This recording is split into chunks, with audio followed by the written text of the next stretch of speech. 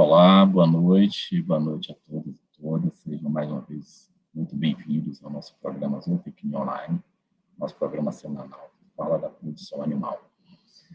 Bom, pessoal, hoje nós estamos aí no nosso quarto tema, né, da ovinocaprinocultura, fechando aí mais um ciclo aí do nosso curso, na perspectiva aí na semana que vem a gente começar um novo ciclo.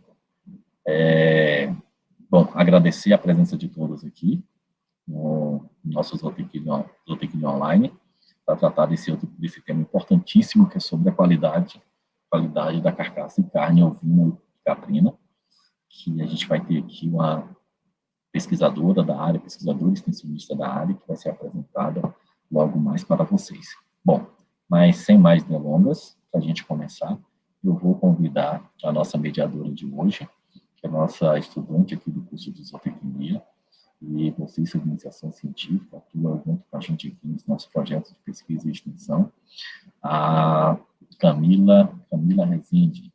Camila, vamos... Boa noite. Olá, Camila. Boa noite, Camila. Boa noite, professor. Boa noite, pessoal. Vamos lá, então, começar mais uma noite aqui de discussão sobre a nossa produção animal. Falar um pouco aí sobre a ovinocaprinocultura. Bora. Hoje vamos estar recebendo a pesquisadora Roberta Valença, para estar conversando com a gente hoje sobre qualidade de carne e carcaça ovina. Hoje, que é o último dia do nosso ciclo de palestras sobre ovinocaprinocultura, porém, não terminaremos ainda. Temos mais um ciclo pela frente. Isso já está aqui na tela, o ciclo de alimentos e alimentação animal do semiárido. Então, daqui a pouco o link já vai estar disponível lá no nosso Instagram, vocês já vão poder se inscrever a partir de lá. Mas vamos primeiro tratar das coisas de hoje, para depois tratar o que vem depois. Então, como eu ia dizendo, hoje vamos receber a pesquisadora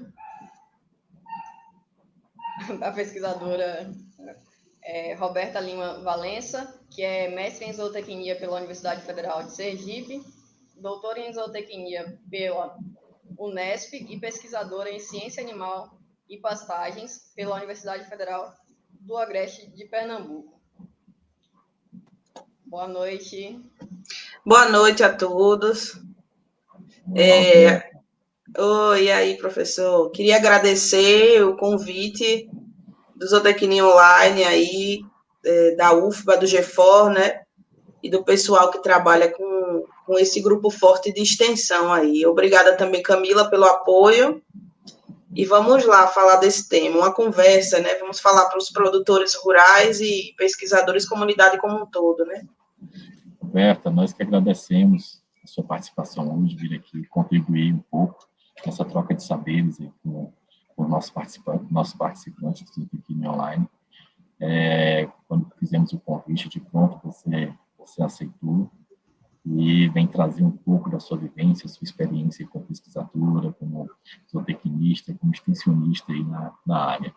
Trocar um pouquinho desse conhecimento com a gente aqui e contribuir com a nossa região. Isso aí é importantíssimo. Então, eu quero de coração agradecer mais uma vez por ter aceitado o nosso convite. Obrigada a você, professor. Quando puder começar, é só me falar. Viu? Quando você quiser. Camila, passa o resultado das nossas enquetes. Ah, verdade, já tinha esquecido aqui, então me empolguei tanto hoje que eu esqueci. Então, como já de costume, ontem fizemos algumas enquetes lá no Instagram e como vamos falar de qualidade de carne, a gente pensou em falar também em cortes de carne, que é a parte que todo mundo gosta, que é a parte do churrasco. Então, fizemos... E todo mundo gosta mesmo, não é assim, todo mundo gosta, não, todo mundo gosta mesmo. Fizemos uma pesquisa lá de quem gosta de carne ovina, tivemos 91% de pessoas que gosta não, adoram, porque botamos lá também um gostômetro, foi lá para cima, disparou 100%. Quem gosta, gosta muito. E aí também perguntamos qual era o melhor corte de ovino, e aí tivemos um resultado impressionante. Mais da metade das pessoas dizem que não importa o corte, o importante é ter o ovino lá na brasa, não importa onde esteja, e gostam de tudo, lombo, carré, pernil, o que tiver, a galera gosta aqui também. E aí depois são outras perguntas mais técnicas, né? Porque nem só de churrasco se faz a vida, também temos que produzir a carne para botar no churrasco. Então perguntamos para as pessoas se elas sabiam avaliar a qualidade de uma carcaça ou a qualidade de uma carne ovina. E aí tivemos um resultado 50-50. 50% das pessoas dizem que sabem avaliar, 50% das pessoas dizem que não sabem, não tem dimensão assim de como mensurar se a qualidade desse ovino que ele está produzindo é de boa qualidade ou não. Aí fizemos também a última pergunta, se eles achavam que o manejo alimentar influenciava na qualidade da carne do animal. Aí tivemos 99% de pessoas que dizem que sim, o manejo alimentar vai influenciar na qualidade da carne final. Então, esse foi basicamente as nossas perguntas dessa semana. E agora, depois dessa... Fiquei até com vontade de comer o churrasco agora, mas bora a palestra primeiro. Com certeza. Obrigada, então, Camila, pelas informações. Um carneirozinho, um churrasquinho aí, um carrezinho acompanhado com um Malbec. Pense no negócio bom. É bom mesmo, viu? Eu sou suspeita, eu gosto muito. Bom demais. Então, já posso soltar aí, Camila? Pode. Obrigado, Camila.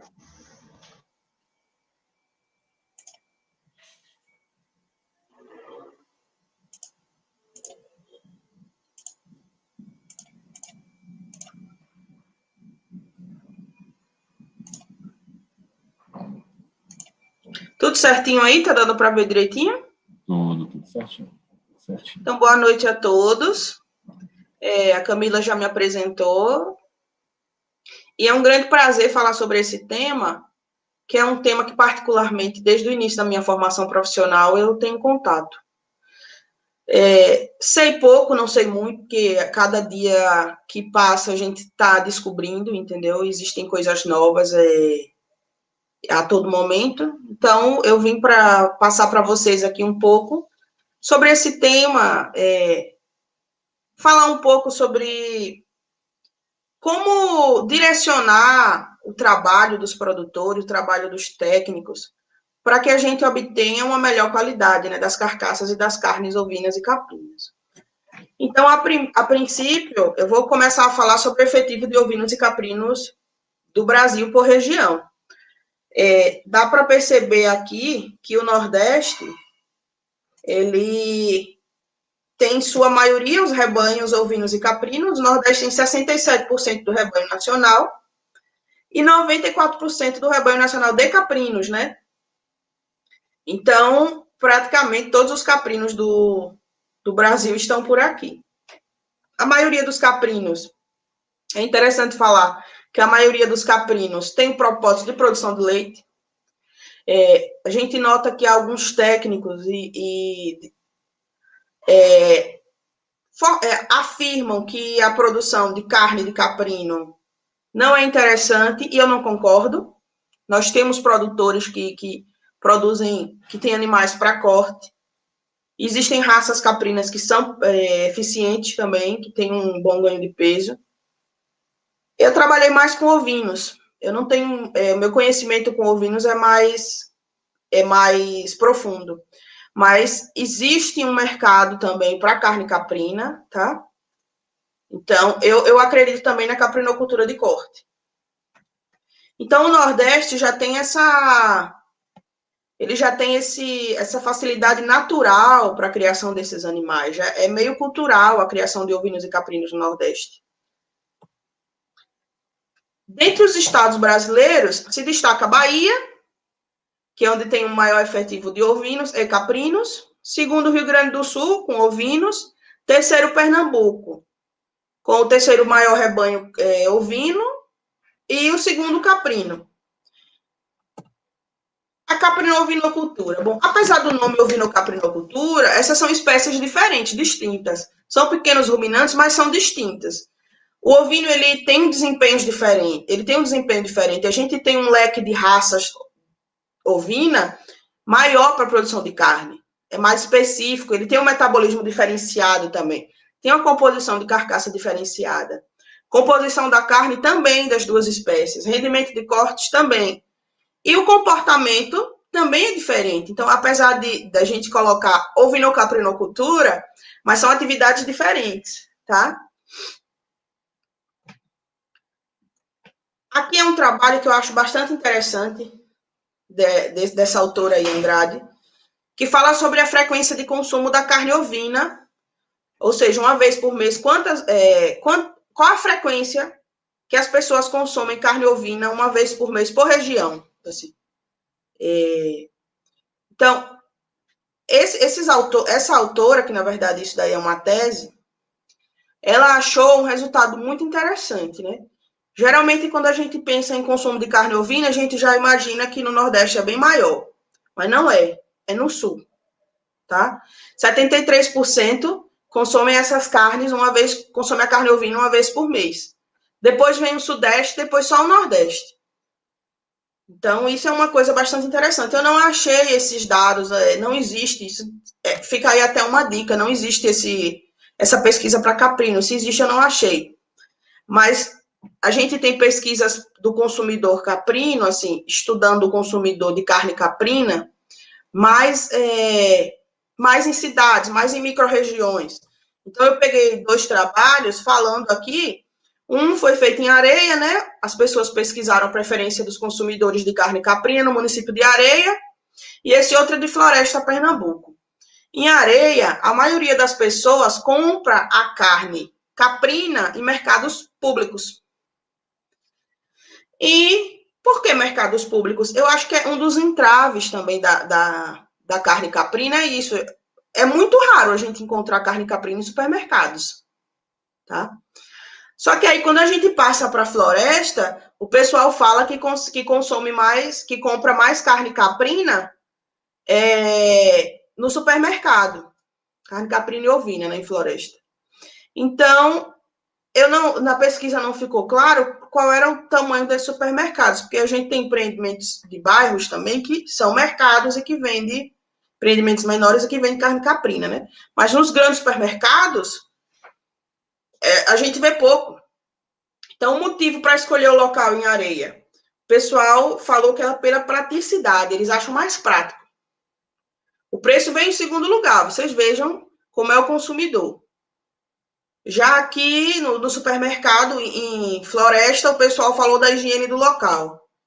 Então, isso daqui demonstra um pouco como que a produção de carne caprina ainda a comercialização ainda é deficiente. A gente tem uma baixa oferta, mas existe demanda para ela. O consumo aparente de carne de caprinos e ovinos. Essa revisão, essa fonte está desatualizada, 2007, mas tem dados atuais que o consumo de carne de ovinos e caprinos no Brasil caiu para 500 gramas por habitante ano, de 500 a 600, se eu não me engano, né? Aqui estava de 700, então deu uma queda. Então, quando a gente compara quando a gente compara países como Nova Zelândia, que come quase 43 quilos de carne ovina e caprina, lá é mais ovino, por ano, a gente mostra como a gente consome pouca carne ovina e caprina, né? Só que, mesmo sendo esse consumo incipiente, nós ainda importamos carne. Então, a gente tem uma produção que não supre nem o nosso mercado interno. Então, quando eu digo que a ovinocaprinocultura é subutilizada, é subaproveitada no Brasil, a gente fala baseado nesses dados. Se a gente tem um consumo interno baixo e a gente precisa importar, então é porque a gente tem um mercado enorme para ser explorado aí. E por que a gente não explora isso, né? Quais são os entraves? No Brasil, a gente tem baixa padronização das carcaças. Então, eu tenho um produtor que abate animal com 50 quilos, com 40 quilos, com 30 quilos. Entendeu? O consumidor, quando ele vai numa fonte, no mercado, em algum lugar, ele quer comprar toda semana, todo mês, um corte padronizado. É assim que a gente vê com bovino, com suíno, com aves. Então, isso ainda é um dos gargalos. Baixa oferta.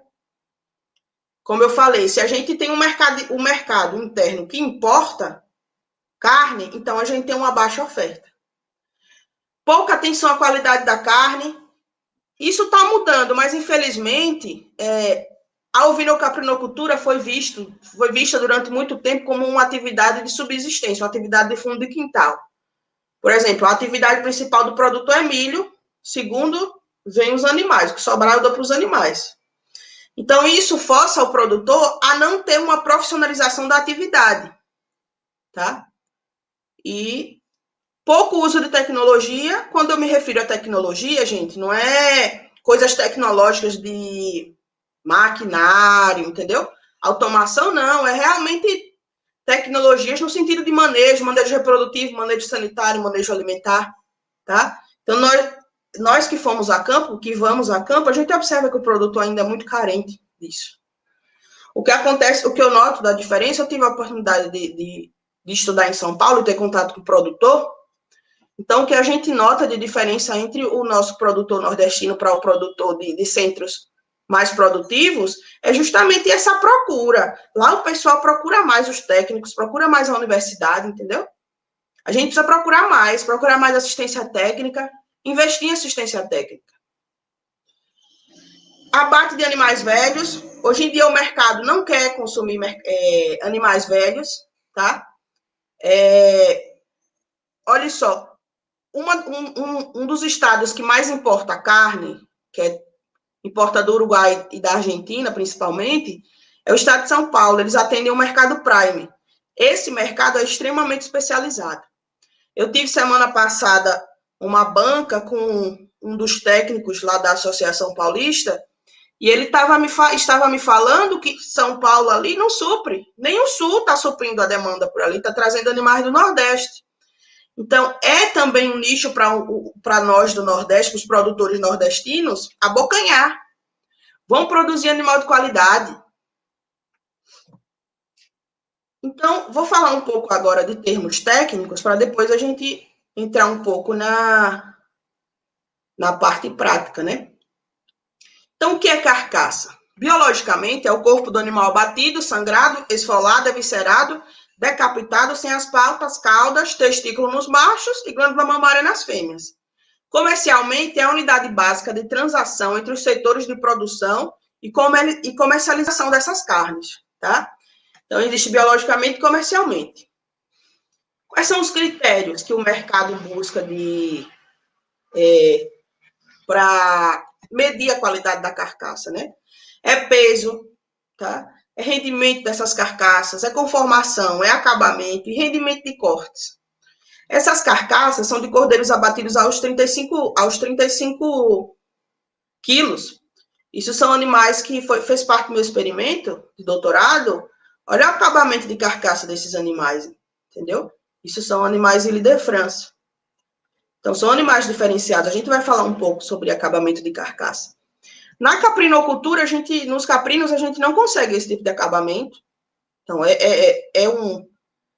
não é um aspecto negativo. É uma característica da espécie, que a gente, como técnico, tende a trabalhar essa característica, entendeu? A gente também tem que acabar de falar sempre que determinadas coisas... O caprino mesmo, ele ganha menos peso que o ovino. Isso aí é um problema. Não, depende do seu nicho de mercado, entendeu? Depende do que seu animal come. Aqui no meu grupo de pesquisa, a gente aborda muito a caatinga. E a gente costuma dizer, existem poucos estudos sobre isso, mas que os animais que consomem alimentos da caatinga têm uma qualidade de carne diferente, um perfil de ácidos graxos diferente. Então, isso é um tipo de nicho. Quem sabe não poderia surgir um selo aí, entendeu? Então, são características. Mas acabamento assim, como esse do Ile de France, a gente não... É difícil de conseguir animais deslanados e em caprinos praticamente é muito difícil, é praticamente impossível. Agora, como saber quando o animal ele está pronto para ser abatido? Eu costumo dizer que quem dita isso é o mercado, tá? Como eu falei agora. Existe um mercado, que é esse mercado de cortes gourmet, de corte prime, eles querem animais jovens. Eles querem animais abatidos alguns elos do mercado até 100 dias, tá? Então, aí se o produtor, ele sabendo disso, ele vai abater animal com 200 dias, entendeu? Por isso que eu digo, o mercado dita muito, né? O produtor, antes de produzir, ele tem que estar de olho no mercado. A idade, como eu acabei de falar, o grau de acabamento da carcaça, tá? Em propriedades que tem sistema intensivo, o produtor, ele olha o acabamento da carcaça e usa o score de condição corporal, para ver como esses animais estão de condição corporal. Isso diz mais do que o peso. Então, muitas vezes, os produtores, eles dividem em lote. Por exemplo, eu tenho um animal que está mais magro. Eu vou juntar esses animais mais magros para dar uma dieta diferenciada. Tempo em confinamento. Se você tem um rebanho muito homogêneo, ou animais confinados muito homogêneos, o tempo de confinamento, ele pode ser estipulado. Tá, eu quero 60 dias de confinamento e vai todo mundo para o gancho. Mas quando você tem rebanhos heterogêneos, que um animal ganha, como ovino, por exemplo, 150 gramas, outro ganha 300 gramas, então tá aí, você tem que fazer uns ajustes aí no seu tempo de confinamento, para não perder dinheiro. Bom, as pesquisas têm demonstrado que, para ovinos, né, que animais devam ser abatidos só quando atingirem em torno de 18 quilogramas de carcaça. Por que isso? Porque ele vai ter um rendimento de cortes que é mais vantajoso no sentido econômico. Então, como que eu sei isso? Como que eu sei que meu animal tem atingindo 18 quilogramas de carcaça? Geralmente, um exemplo, né? Ele tem 37,5 quilogramas de peso corporal, com rendimento de 48%. Então, ele tem 18 quilos de carcaça. Então, esse animal, teoricamente, está num estado corporal que traz mais rentabilidade para o produtor. Então, aqui é como calcula o rendimento de carcaça, tá? Isso aí, se você que é produtor, se quiser saber, é muito fácil, tem em qualquer lugar na internet, eu pergunto a um técnico, pergunto quem faz assistência técnica para você, e ele vai te ensinar. Mas é muito importante esse aspecto. E por quê? Por que tem essa questão de até quando eu devo abater meus animais, entendeu? Qual que é? Por que isso? Então, a gente vai explicar isso do termo fisiológico, em termos fisiológicos. Olha só. Nós temos, você que é produtor ou técnico, ou zootecnista em formação, a gente sabe que fisiologicamente os animais, eles têm uma curva de crescimento bastante acelerada aqui. Ele está ganhando peso cada vez mais por dia. E chega a uma idade que ele começa a ganhar menos peso. Então, que idade é essa? É justamente na puberdade. É daí que vem aquela coisa de que castrar ovino, que vai ser abatido precocemente, não é interessante, tá? Por quê? Porque os hormônios que estão aqui antes da puberdade, que atuam nessa questão aqui do crescimento muscular para machos, um dos hormônios é a testosterona, tá? Então, a testosterona está agindo aqui, juntamente com outros hormônios, mas na produção de músculo. Quando chega na puberdade, ela começa a ser direcionada para a parte reprodutiva. Então, por isso que eles têm também uma menor taxa de ganho de peso. Então, o peso ideal de abate seria aqui, olha, na puberdade, tá? Quando que eu sei que meu animal atinge a puberdade? Depende do peso adulto do seu rebanho. A gente costuma falar assim, que o animal atingiu a puberdade zootécnica quando ele está com 70% do peso adulto. Como assim? Bom, se eu tenho um peso adulto do meu rebanho, um exemplo, minhas ovelhas, a média é 50 quilos. Então, 70% de 50 é 35 quilos. Então, meus animais estão num ponto de abate ideal aos 35 quilos. Após essa idade aqui, após a puberdade, os animais já começam a ganhar mais gordura do que músculo. E quando chega em determinada idade, isso estabiliza. Ele nem ganha nem perde peso, né? E a gente chama de taxa de mantença. O animal está em mantença. Então, aqui é um exemplo prático de como se desenvolvem os tecidos dos animais. Olha, primeiro é o nervoso, depois o ósseo, depois o muscular e depois o adiposo. Então, por isso que quando a gente fala assim, bovinos, um exemplo, ele vai para confinamento, para terminação, ele vai ganhar gordura, ele vai ganhar acabamento de carcaça, tá? Porque músculo, a maioria do músculo ele já ganhou, a curva de crescimento mais acelerada já passou, então a gente vai acabar. Na puberdade, os hormônios de crescimento são substituídos pelos de reprodução, como eu falei. Então, a partir desse ponto, o peso vai dar para maior deposição de gordura. Então, vai ter resultado na mudança da conformação da carcaça. Agora, uma peculiaridade que tem os ovinos e caprinos é o gosto e o odor específico, né? O caprino, principalmente, né?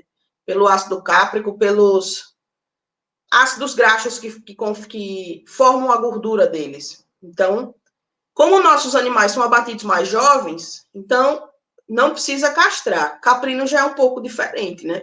Depende do sistema de produção também. Mas ovino, geralmente, a gente não indica castração. É traumático, o animal tem perda de peso, tá? Então, por isso que a gente não castra, diferente de bovinos, né? Então, a carcaça, ela pode ser avaliada em vivo, ou seja, com o animal vivo, ou com o animal já abatido.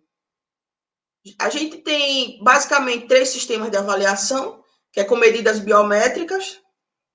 Existem todas umas medidas para você avaliar o animal. Quem tem animal de pista sabe.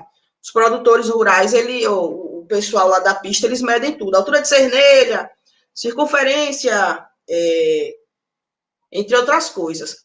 Agora, a avaliação da condição corporal, ela é muito utilizada pelo produtor rural. Se não é, quem ainda não utiliza, recomendo a utilização. Existem manuais técnicos que demonstram claramente como isso é feito. É através da palpação, na região do ilho e do isquio, e aí eles dão determinados graus que você vai ver como mais ou menos está seu animal.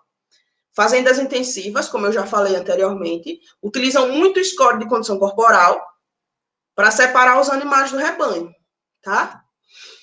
A gente faz muito isso também em fêmea antes de entrar para a reprodução. A gente faz o teste de score de condição corporal e vê algumas que estão precisando de um flush. O que é flush? É uma suplementação antes da estação de monta. Então, score de condição corporal é uma ferramenta muito interessante para o produtor rural, para que ele tenha uma melhor lucratividade, tenha menor custo, tá?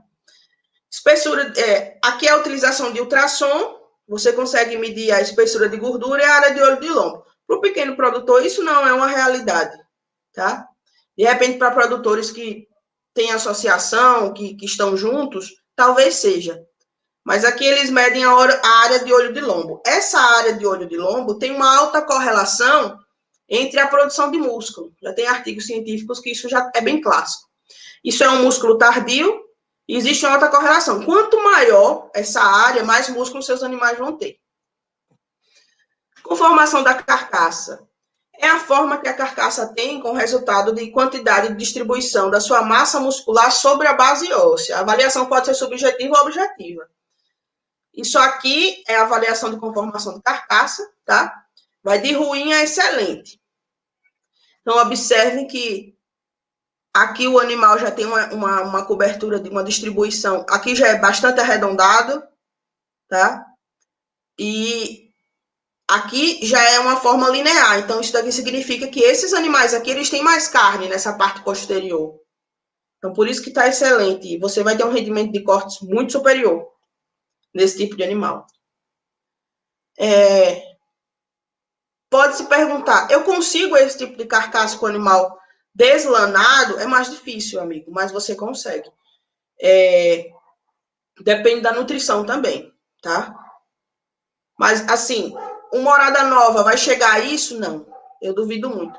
Geralmente, nossos animais santinês, morada nova, ficam mais ou menos entre aqui, tá? Com cruzamento industrial e uma alimentação correta, a gente consegue aumentar um pouco isso.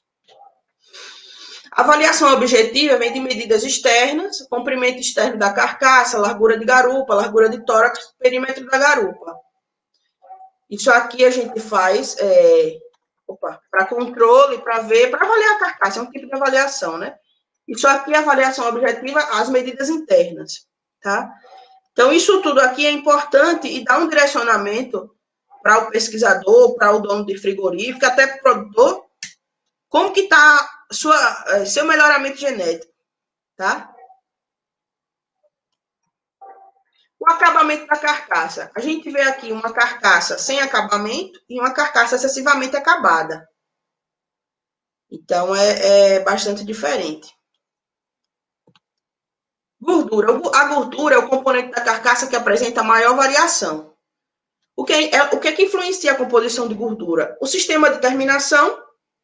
O animal em confinamento, ele ganha mais gordura do que um animal a pasto, tá? O genótipo, como eu te falei, o animal Willy de France, como eu falei para vocês, o animal Willy de France, ele tem mais probabilidade de ter mais gordura de cobertura do que um animal santinês.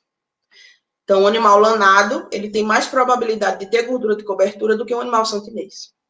Então, esse tipo de animal, ele vai responder muito mais à sua dieta. O Dorper também, a gente que utiliza muito aqui no Nordeste, cruzamento industrial de santinês com Dorper, tá? E a idade. Como eu falei anteriormente, existe um período fisiológico da vida do animal que ele tende a ganhar mais músculo e depois mais gordura. Então, quais são os fatores que influenciam na qualidade da carne? O sistema de produção, a raça, o sexo, a idade, a alimentação, presença ou não de estresse e a alimentação materna. Sistema de produção. Bom, aqui eu trouxe um trabalho que eles fizeram desse pesquisador e colaboradores. Eles observaram 4 sistemas de produção. Animais confinados, animais a pasto. Animais confinados com a mãe, animais confinados sem a mãe. São cordeiros, tá? Esses autores, eles observaram que a aceitabilidade geral maior foi quando eles estavam com a mãe. Intensidade de odor foi menor a pasto. Maciez foi menor a pasto também, tá vendo? Sem a mãe, né? No caso. Suculência, menor a pasto também. E essa suculência aqui tem muito a ver com acabamento, com a composição de gordura. A gordura, quando ela é presente no corte cárneo, às vezes o corte não é nem tão macio, quando a gente faz uma análise sem ser sensorial, uma análise com uma máquina que faz esse tipo de análise de textura, que a gente chama até de Warner Brothers, né? Então, a gordura, como ela deixa o corte, deixa a carne mais suculenta, então isso influencia muito na questão de maciez e de suculência, né? Então, esse animal a pasto pode ter tido menor gordura na carcaça, o que pode ter chegado a o que pode ter inferido nesses resultados aqui, tá? Outro sistema de produção aqui, esse pessoal, Ribeiro e colaboradores, eles também com 4 sistemas de produção. Os cordeiros desmamados, criados em pastagem de azevém, isso aqui é no Paraná. Cordeiro desmamados e confinados, sem desmame, criados em pastagem de azevém, e sem desmame, suplementados em creep feed.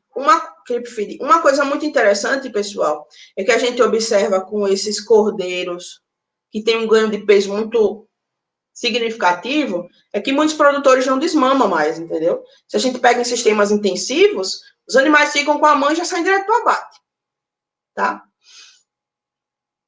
Então, a idade ao abate, ela foi maior nos cordeiros desmamados e criados em pastagem de azevém. Eles foram desmamados 40 dias e foram postos nas pastagens. Então, ele teve um dia de idade ao abate maior. Peso corporal, eles estipularam um peso corporal, então não teve diferença. Né?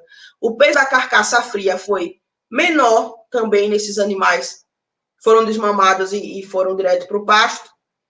Rendimento de carcaça fria foi maior nos cordeiros desmamados e confinados, tá?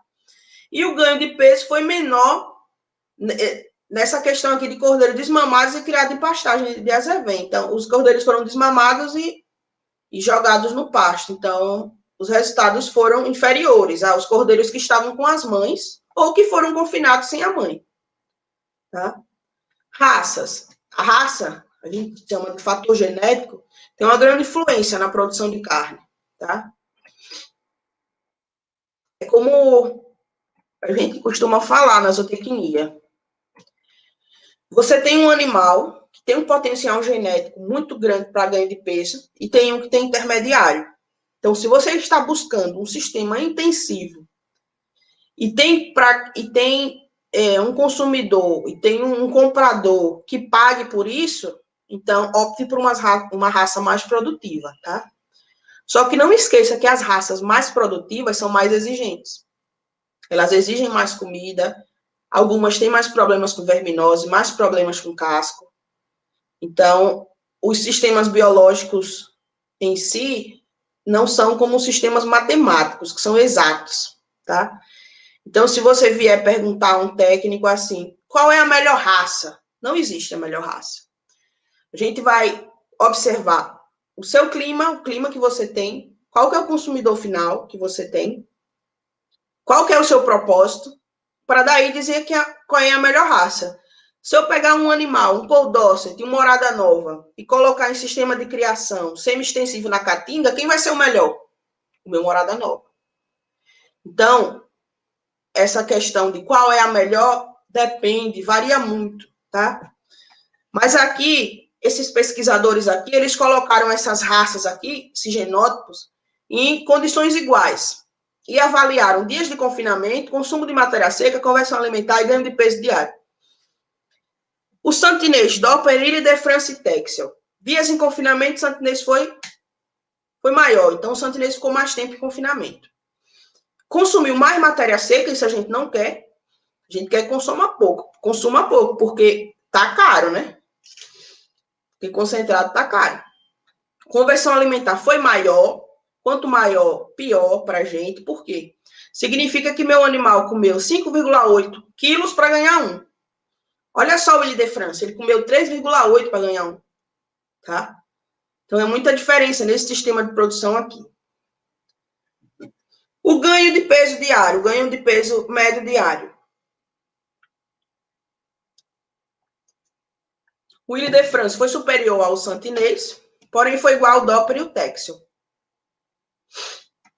Então,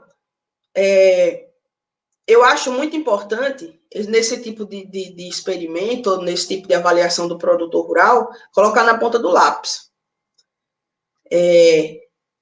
O Texel, ele ganhou mais peso, né? Só que ele consumiu, teve um consumo total de matéria seca menor. Isso é interessante. E dias de confinamento também. Ficou menos tempo. Então, em tese, se você colocar na ponta do lápis, esse animal daqui, ele vai ter um custo de produção menor, tá? Outra coisa também, pessoal, que eu acho interessante falar aqui, aproveitando o espaço, é que a gente costuma dizer que a alimentação é o fator mais caro no sistema de produção de ruminantes. Mas, em alguns experimentos que a gente fez, que eu fiz no meu mestrado, que a gente fez análise de custo, o fator que mais encareceu foi a mão de obra, tá? Então, a questão da mão de obra é uma questão importante do produtor ficar de olho. São produtores familiares também. Então, é interessante. Aqui é o mesmo experimento, eles analisaram o rendimento de carcaça. O Texel teve um rendimento melhor, na verdade, igual ao Doppler. Peso de carcaça fria do Texel foi igual ao Doppler. Espessura de gordura do Ilha de France foi maior. Infelizmente, o santinês, ele teve, comparando com essas outras raças, ele foi inferior. Porém, é como eu digo, isso é um sistema de confinamento, né? É um sistema diferente. O sexo. O sexo influencia, pessoal, a qualidade da carne, o desempenho? Sim, influencia. Aqui é um trabalho clássico que eles avaliaram o peso corporal, o peso de carcaça e o rendimento de carcaça de machos, de animais castrados, isso aqui é de cordeiros, viu, pessoal? E de fêmeas. E observou-se o seguinte, que o peso corporal foi menor nas fêmeas, sim, o macho ganha mais peso, isso é bem clássico.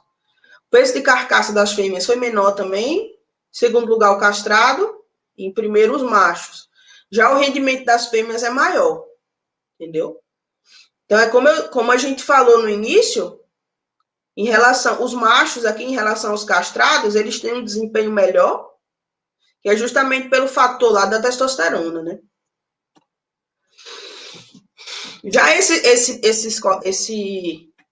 esses autores aqui, colaboradores, né, Siqueira e colaboradores, eles avaliaram medidas da carcaça em relação ao sexo e diferentes pesos de abate, tá?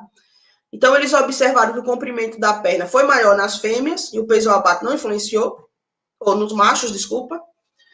Em relação ao comprimento externo da carcaça, o sexo só influenciou a partir dos 36 quilos. Antes estava tudo muito parecido. E o perímetro torácico aumenta com o peso, né? Quanto maior o animal, quanto mais pesado o animal, maior é o seu perímetro torácico. A largura da garupa foi maior nas fêmeas só a partir dos 32 quilos. Isso aqui tem uma relação também com a questão da puberdade, a questão hormonal, entendeu? Por causa da reprodução. Tal. E a idade? A idade, a gente tem aqui parâmetros físico-químicos da carne caprina de animais abatidos com diferentes idades. A gente observa que a umidade muda. A umidade, ela vai aumentando, né? Daqui para cá ela aumentou.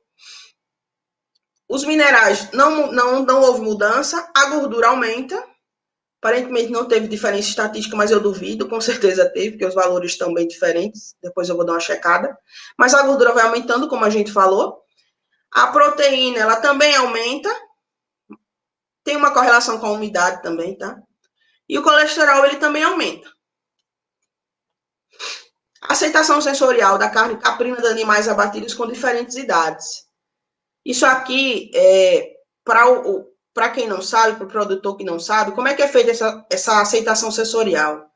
É o seguinte, são cabines onde eles oferecem a carne em temperatura morna, sem sal, e as pessoas, teoricamente, dependendo do modo de pesquisa, tem que gostar já da carne. Então, elas vão provar e dizer qual a aparência.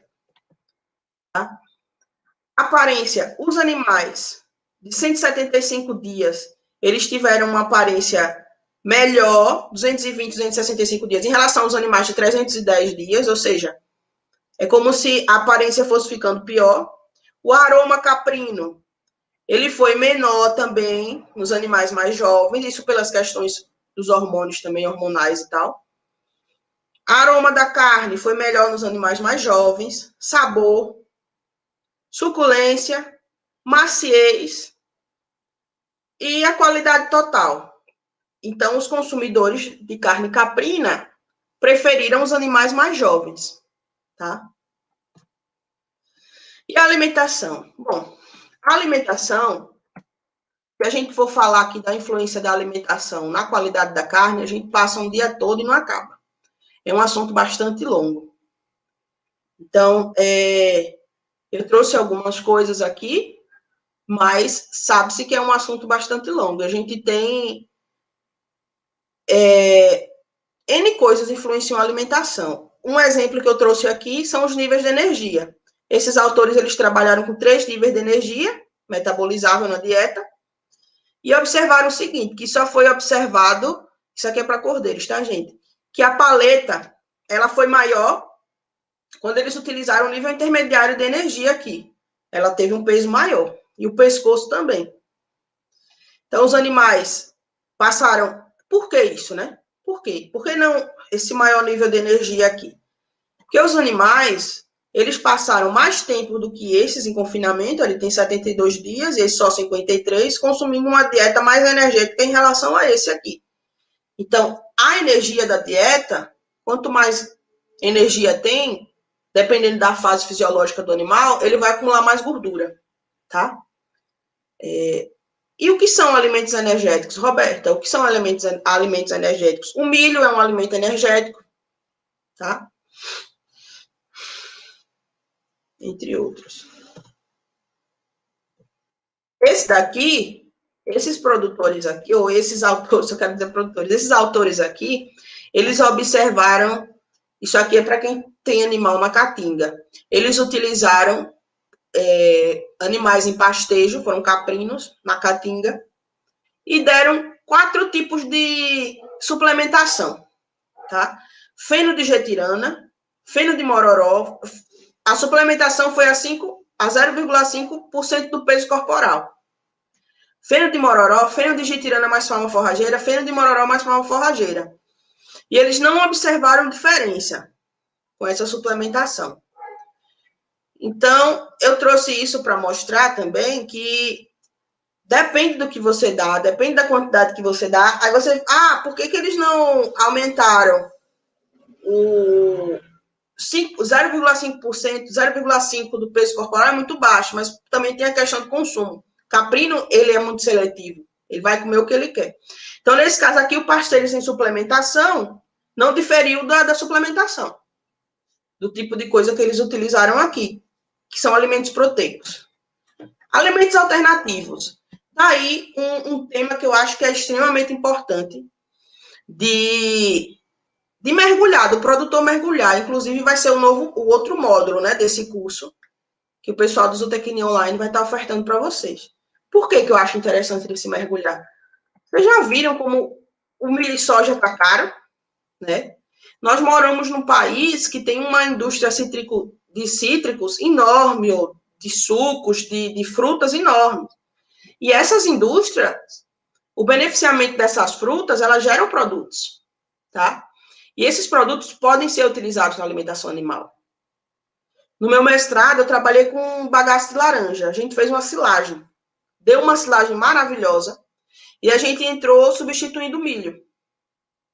Deu muito bom. A gente conseguiu substituir até 66%. E, pasmem, teve um resultado na carcaça melhor do que o milho.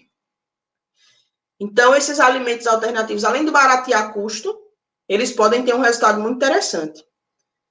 Então, outra coisa também que eu acho interessante de falar, para quem trabalha com animais na caatinga, é sobre as leguminosas adaptadas, né, que a gente tem. A gente tem a leucena, a gente tem o guandu, a gente tem o sabiá, a gliricídia. Existem regiões, eu sei disso, existem regiões da caatinga que, por exemplo, a gliricídia ela não vai. Mas nós temos forrageiras adaptadas, que também são fontes de proteínas na caatinga, tá? Então, eu trouxe essas forrageiras aqui para mostrar para vocês que elas são fonte de proteína. E o que chama atenção, olha o teor de proteína bruta delas como é alto, tá vendo? Uma coisa que eu queria chamar a atenção para o produtor também é que a gente tem contato com o produtor e vê muito produtor falando assim, não, o sabiá ele tem uma proteína boa danada, tá?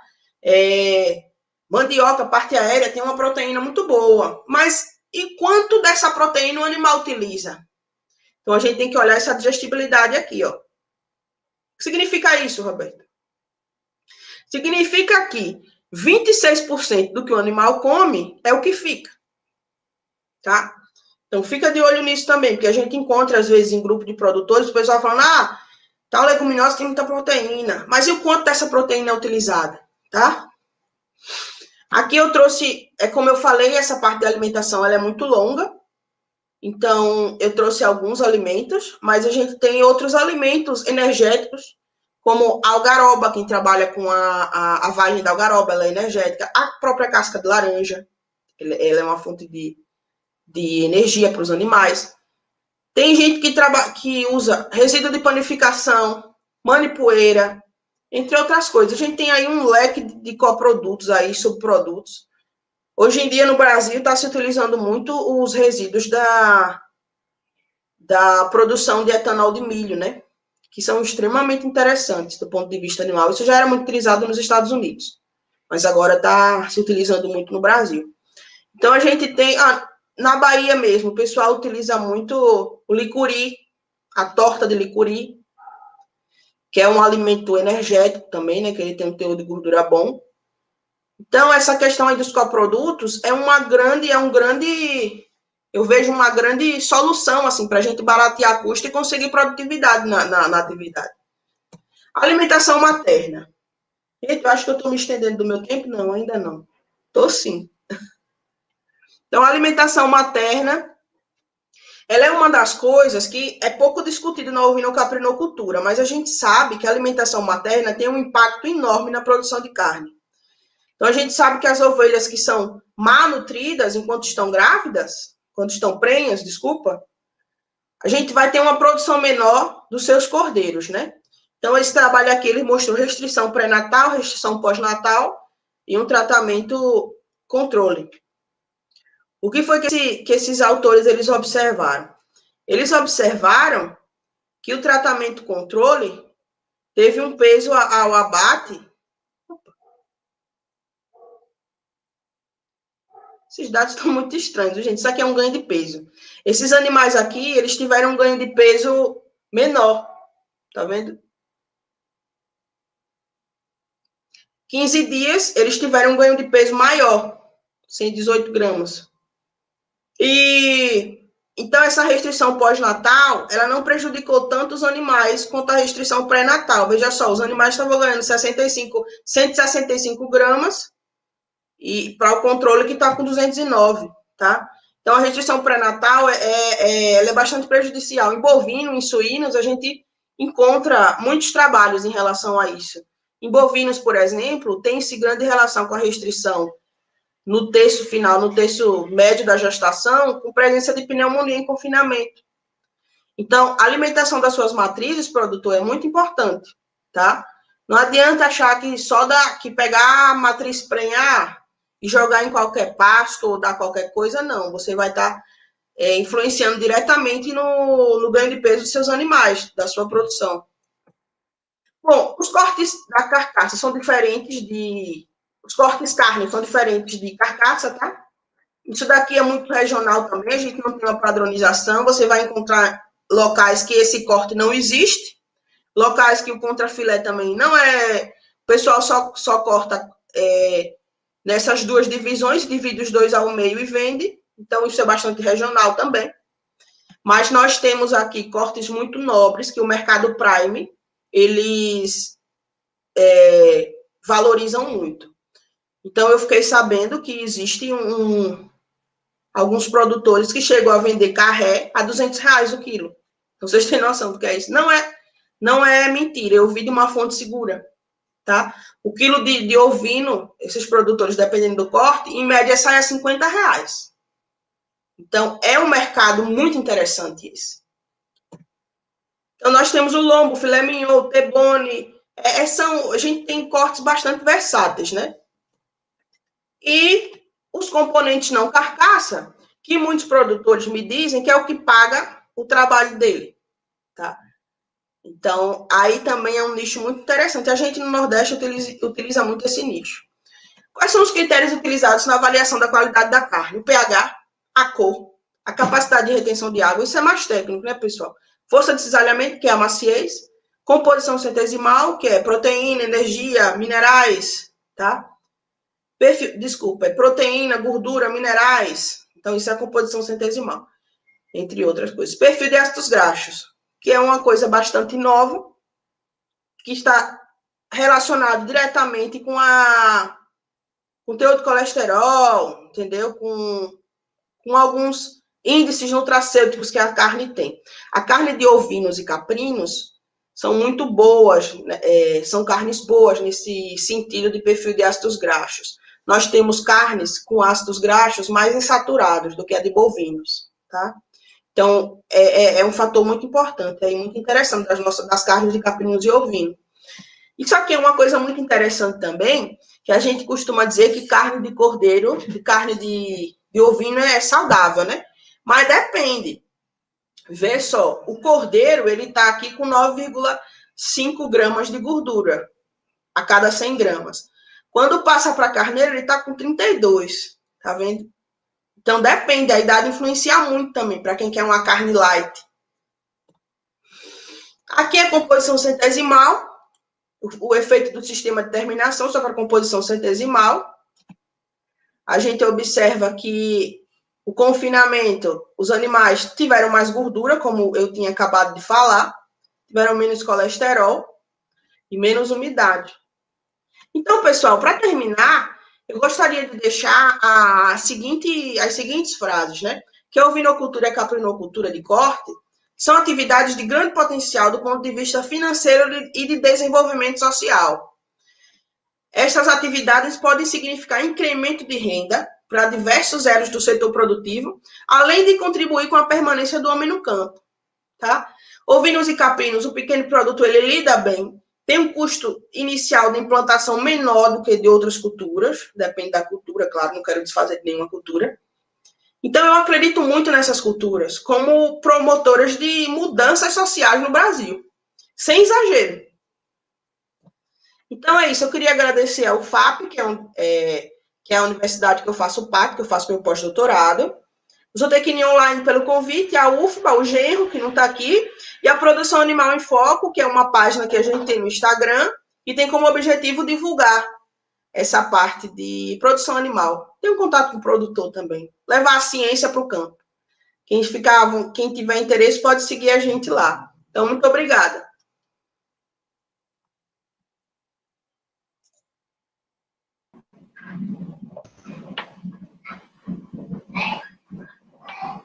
Boa, excelente palestra. Obrigada. Pontos assim interessantíssimos. E já dando a deixa também para nosso próximo ciclo, que começa já na semana que vem. Professor, quer fazer algum comentário? Sim, parabenizar pela explanação. Abordagem bem direcionada, bem assim no foco mesmo que a gente tem discutido, e trazendo aspectos interessantes, né? De fato, muitos desses pontos que foram colocados aí, às vezes a gente, no campo, no dia a dia do campo, o produtor acaba se passando quanto essas questões, que são questões simples. Achei bem interessante, Roberta, que você trouxe a questão do que é a tecnologia. A gente tem falado muito nisso aqui, que hoje, muitas das vezes o produtor ele enxerga essa questão da tecnologia num patamar muito distante dele. Mas, porque está pautado que essa tecnologia é algo, uma questão de ponta, que envolve muitos recursos, e muitas das vezes a tecnologia está fundamentada em apenas aplicação de conhecimento. E que a aplicação desse conhecimento, o mínimo que for, ele traz um resultado bem significativo. Então, foi uma excelente abordagem, acho que abre os olhos para muitas das coisas em relação à questão da qualidade da carcaça. Um ponto interessante que você colocou, o mercado de São Paulo, o mercado que quer esse animal prime. O meu cunhado, ele trabalha com a Mafrig em São Paulo, e ele fala para mim o tempo todo, Carlinhos, é um dos maiores consumidores que a gente tem aqui. São Paulo é um dos maiores consumidores que tem, mas a maioria da carne que é consumida está vindo da Argentina e do Uruguai. Chega a 80% de importação, não sei se caiu, mas é muita coisa, minha gente, é muita coisa. Muita coisa, e a gente pega o Nordeste aí, hoje já se desponta, já é o maior produtor, se for comparado com o Sul, já é o maior produtor de ovinos, e sempre foi o maior produtor de caprinos. Então, a gente tem eu falo o tempo todo, a gente tem um paradoxo aí, né? Tem um paradoxo de que a gente tem um baixo consumo. Se for pegar o per capita e comparar com frango, com bovino, com suíno, o consumo é muito baixo, muito baixo. O Nordeste está um maior rebanho, e se aumentar aí pequenos percentuais nesse consumo per capita, aí a coisa vai degringolar de vez. O que tem de produto não vai atender a demanda do mercado. Então, é algo bem complexo, né? E aí, um fator importante, a questão da qualidade. Aquelas imagens que você trouxe ali, trazendo os padrões de carcaça, para mim aquilo ali foi espetacular. Isso influencia muito. Eu gosto de consumir a carne ovina e caprina. Geralmente eu compro aqui no mercado. Tem um açougue aqui que o rapaz ele sempre manda mensagem, chegou um ovino aqui. Aí eu vou e peço um corte para ele. Eu fui solicitar, comprei, tem uns 15 dias, comprei um carré. E aí comentei, inclusive, com minha esposa. Gente, o carré, o animal, aparentemente, pela a textura da carne, é um animal novo. só que a carne não tem suculência. Ela tem maciez, não é aquela carne fibrosa, mas não tem suculência. Na hora que eu boto para dar aquela grelhadazinha, eu espero aquela carne suculenta, saborosa, não tem. Então, tem muito disso, né? Essa padronização desse animal chega hoje no nosso mercado. É uma das questões dos pontos aí que realmente... E aí perpassa por esses pontos que você colocou, que para mim foi espetacular. Mas vou deixar de falar. Obrigada. Tenho algumas perguntas para poder fazer algumas dúvidas que eu tenho aqui, mas vou deixar de falar, porque acho que os participantes também têm muitas perguntas para poder fazer, e Camila está aí para pegar e fazer essa intermediação. Mas eu tenho uma curiosidade que daqui a pouco eu pergunto. Isso. Tranquilo, professor. Eu gostaria de começar com uma pergunta minha, né? Uma indagação minha, se me permitem. Qual que você acha que é o caminho para a profissionalização da produção no Nordeste? Porque a gente tem todo esse potencial de consumidor em São Paulo, a gente tem o maior rebanho do Brasil, mas nós não conseguimos ligar essa ponta a outra. Qual é que você acha que é o caminho para isso? União. Eu estou aqui, eu posso até falar um monte de coisa técnica, mas é o seguinte, a nossa ovinocaprinocultura consiste em pequenos núcleos, né? Em agricultura familiar, um produtor que tem 20, um produtor que tem 50, um produtor que tem 100. Então, esse tipo de produtor, ele não consegue manter uma oferta constante. Então, o que é que a gente acha interessante e uma alternativa para isso? União, uma cooperativa, uma associação desses produtores se juntarem. Então, eles conseguem diminuir o preço da compra de insumos, conseguem se juntar e traçar um plano de venda dessas carcaças, tá? Porque um comprador, ele quer frequência de oferta. Ele não quer comprar 50 carcaças esse mês, 2 mês que vem, entendeu? Então, eu acredito que uma das grandes entraves aí para a produção de ovinos e caprinos no Nordeste é justamente isso. É a união. Eu acredito que se esses produtores estivessem mais unidos, os pequenos, a gente conseguiria chegar mais longe. Como o pessoal da avicultura chegou no sul, da suinocultura, tá? Então, é basicamente isso. Pronto, vou ler aqui um comentário de Rogério Barros, que ele faz aqui no nosso chat. Conheço um sistema de criação em Iaçu, Bahia, onde os borregos são apartados com 60 dias e confinados até os 120 dias, saindo com 15 quilos de carcaça. Aqui o comentário do Rogério. Muito bom, é uma criação intensiva. Sim. Agora vamos para as perguntas. Realmente, tivemos uma pergunta ontem feita pelo nosso Instagram, deixei para a gente responder aqui hoje. O Matheus Souza, espero que ele esteja aqui para ouvir a resposta. Por que a temperatura da câmara fria para caprinos é a mesma para bovinos, mesmo sabendo que o caprino tem menos gordura de acabamento e mais gordura visceral?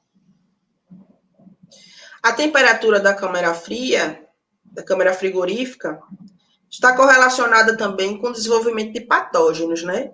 Então, essas carcaças, elas ficam àquela temperatura para manter uma qualidade dessa parte microbiológica também. Então, essa característica da temperatura é basicamente para isso. Mas uma alternativa que a gente encontra para diminuir, porque é o seguinte, para quem não sabe, os animais que têm pouca gordura de cobertura, acaba tendo corte na carcaça, acaba tendo encurtamento pelo frio da carcaça. Então, por isso que a gordura de cobertura é tão importante nesse momento de resfriamento.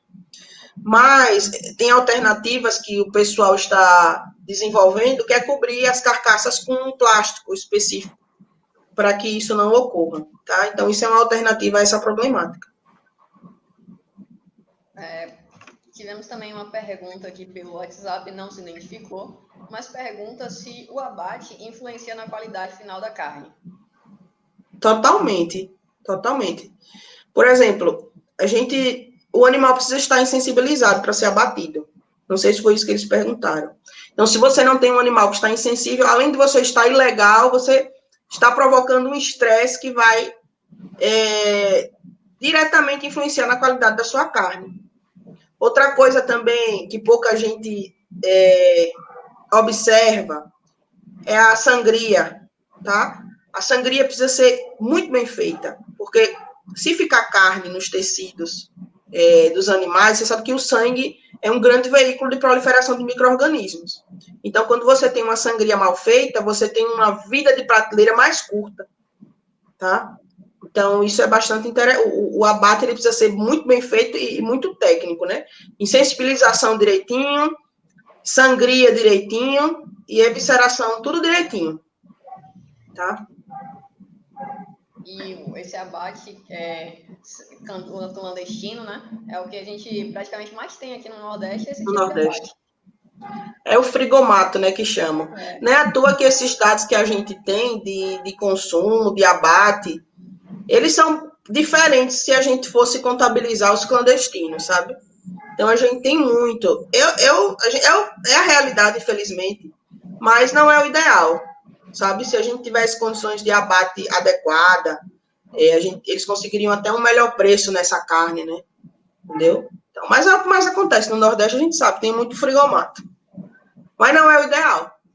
Aqui a gente tem avançado um pouco nesse sentido. Ainda tem muito desse aspecto de carne em feiras livres, que são oriundas desse abate clandestino, mas a gente tem avançado algumas ações aqui no Nordeste com frigoríficos, principalmente voltados para a agricultura familiar. A gente tem um produto que é colocado aqui na rede de mercados aqui em Salvador, que ele vem com o selo da agricultura familiar. Que legal. Então, nesse sentido, tem avançado um pouco. Mas, assim, ainda, mesmo tendo essa situação, essa melhoria, ainda cai nesse aspecto, né, da qualidade do produto que chega lá nesse abatedor, nesse frigorífico, né, desse produto que ainda chega lá no frigorífico. A gente ainda tem essa despadronização dos animais.